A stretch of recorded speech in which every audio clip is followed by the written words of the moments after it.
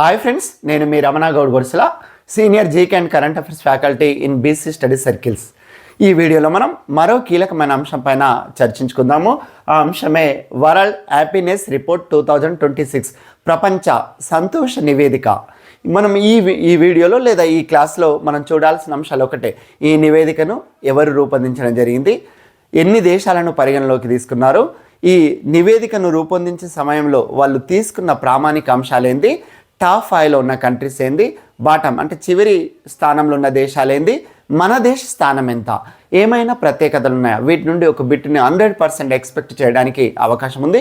ముందుగా మరి ఈ నివేదికను ఎవరు రూపొందించారు అనేది ఒకసారి మనం పరిశీలిస్తే, ఆక్స్ఫర్డ్ యూనివర్సిటీకి చెందిన వెల్ బీయింగ్ రీసెర్చ్ సెంటర్ అలాగే గ్యాలప్ వరల్డ్ పోల్, ఈ రెండు కూడా UN sustainable development solution network భాగస్వామ్యంతో ప్రతి ఏడాది మార్చ్ 20వ తేదీ, ఎందుకు మార్చ్ 20వ తేదీ అంటే మార్చ్ 20వ తేదీ అనేది వరల్డ్ హ్యాపీనెస్ డే, ప్రపంచ సంతోష దినం. ఆ దినం రోజు ఈ నివేదికను విడుదల చేయడం జరిగింది. మరి వాళ్ళు పరిగణలోకి తీసుకున్న అంశాలను ఏందన్న చూస్తే, తలసరి జీడిపి అలాగే జీవితకాలం లైఫ్ టైం, ఒక దేశంలో లైఫ్ టైం ఎక్కువ ఉంది అంటే ఆ దేశం అంటే అన్ని రంగాలలో ముందు ఉన్నట్టే దాని అర్థం.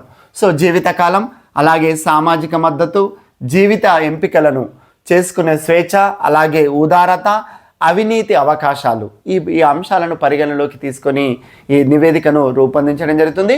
ఒక్కోసారి ఈ అంశాలు కూడా ఒక బిట్టే రేపు అడగడానికి అవకాశం ఉంది. ప్రపంచ సంతోష నివేదికను రూపొందించే సమయంలో ఈ కింది వాన్లో పరిగణలోకి తీసుకునే అంశాలేంది, తీసుకునే అంశాలు తెలిసినప్పుడు తీసుకునే అంశాలు తెలుస్తుంది. సో ఆ రకం కూడా మనం గుర్తుంచుకోవాలి. ఈ 6 అంశాలను పరిగణలోకి తీసుకొని ఈ నివేదికను రూపొందించడం జరుగుతుంది. ఈసారి ఓవరాల్గా 147 దేశాలను వాళ్ళు పరిగణలోకి తీసుకున్నారు. టాప్ 5 కంట్రీస్ని చూద్దాం. జనరల్గా నార్డిక్ దేశాలు ఎప్పుడు టాప్ 5లో ఉంటాయి, ఈసారి కూడా అంతే ఉన్నాయి దాదాపు. ఈసారి కాకపోతే ఒక దేశం ఫస్ట్ టైం టాప్ 5లో రావడం జరిగింది. ఆ దేశం ఏదో కూడా చెప్తాను. ఒకటి ఫిన్లాండ్. విచిత్రం ఏంటంటే వరుసగా 9వసారి ఈ జాబితాలో ప్రథమ స్థానంలో ఉండడం అంటే ఆ దేశం వాళ్ళంతా కూడా సంతోషంగా ఉన్నారని దాని అర్థం. సో 2వ దేశం ఐస్లాండ్, 3వ దేశం డెన్మార్క్, 4వ దేశం కోస్టారికా. ఇక్కడ ఇదే ఈ ప్రత్యేకత. ఒక లాటిన్ అమెరికా దేశం ఈ జాబితాలో టాప్ 5లో ఉండడం అంటే 4వ స్థానం అంటే టాప్ 5 అన్నట్టే కదా, 4వ స్థానంలో నిలవడం ఇదే తొలిసారి. అది ఇక్కడ మనం గమనించాలి. అదే దేశం ఏదంటే కోస్టారికా. 5వ దేశం స్వీడన్, 6వది నార్వే, 7వది నెదర్లాండ్, 8వది ఇజ్రాయెల్. ఎందుకంటే మనకు ఇప్పుడు ఇజ్రాయెల్ ఇరాన్ యుద్ధం జరుగుతున్న నేపథ్యంలో కొంత ఇజ్రాయెల్ మీద ఫోకస్ చేయాల్సిన అంశం ఎంతైనా ఉంది. నిజంగా కూడా అక్కడ ఇరాన్ ఇరాక్ మనకు తెలుసు ఏం జరుగుతుందో. అయినా కూడా సంతోషంలో వాళ్ళు 8వ స్థానంలో ఉండడం జరిగింది. అలాగే 9 లగ్జెంబర్గ్, 10 స్విట్జర్లాండ్. సో ఇది ఇక్కడ మీరు గుర్తుంచుకున్నాలా. ఒకసారి మన దేశ స్థానం ఏందనేది పరిశీలిస్తే 116 116వ స్థానంలో భారతదేశం ఉంది. లాస్ట్ టైం 118లో ఉంటే ఈసారి 116 స్థానాలు ఉంది. ఒక్కసారి మన పొరుగునున్న దేశాలు, చైనా 65 అంటే బ్రిక్స్ దేశాలలో చైనానే తొలి స్థానంలో ఉన్నదని దాని అర్థం. 65లో ఉంది. అలాగే రష్యా 79, అలాగే శ్రీలంక 134. ఇలా అన్ని బ్రిక్స్ దేశాలు కావు, ఈ చైనా రష్యా ఇవైతే బ్రిక్స్ దేశాలు.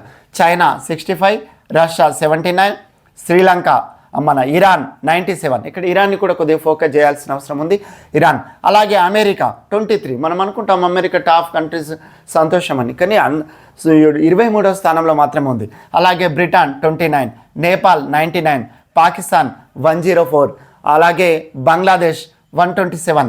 అది అంటే ఇప్పుడు మనకు శ్రీలంక కానీ నేపాల్, ముఖ్యంగా నేపాల్ మనకన్నా మంచి స్థానంలో ఉంది, పాకిస్తాన్ మనకన్నా మంచి స్థానంలో ఉంది ఇక్కడ, అది కూడా మీరు గమనించాలి. మరి చివరి స్థానాలు ఏదో ఒకసారి మనం చూస్తే, ఆఫ్ఘనిస్తాన్ 147. మనకు తెలుసు తాలిబాన్స్ అక్కడ ఏముంది, ఆఫ్ఘనిస్తాన్ ఈ మధ్యలో పాకిస్తాన్ మధ్యలో జరుగుతున్న వైరుధ్యం అది కూడా మనకు తెలుసు. So 147 Afghanistan, 146 సియరోలియన్, 145 Malawi, 144 Zimbabwe, 143 Botswana.